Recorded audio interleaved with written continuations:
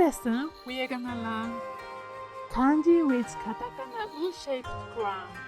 What's that? Okay, look at this.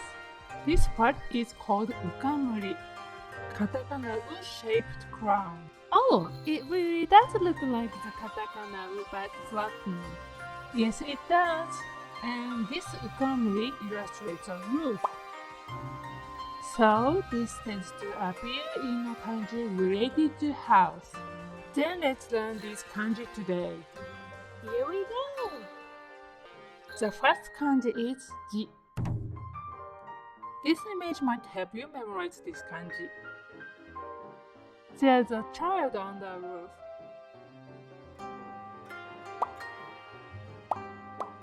This is ukamuri. And this is kanji ko, meaning child. This kanji is ji, meaning letter. The definitions of this kanji are character, letter. Onyomi is ji. There's no common kunyomi reading. An example word is suji. An example sentence. 日本語で数字を数えた。Next kanji is 家。There's a pig on the roof.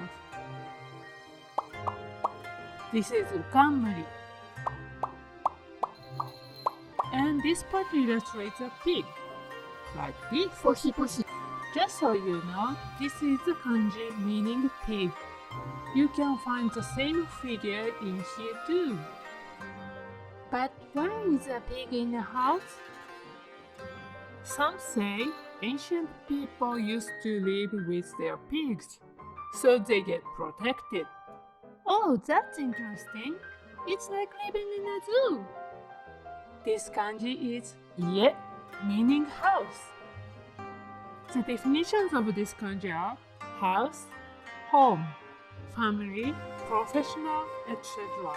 Onyomi is ka, ke. Kunyomi is ie, ya, uchi. An example word is 家族。明日は家族と出かけます。The last kanji is an. There's a woman on the roof.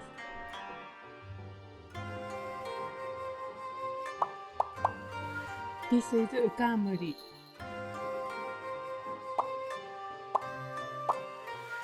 And this is kanji onna, meaning woman. This is an, meaning relief. The definitions of this kanji are relax, cheap, etc. Onyomi is an. Kunyomi is yasui. An example word is 安心。鍵が見つかって安心した。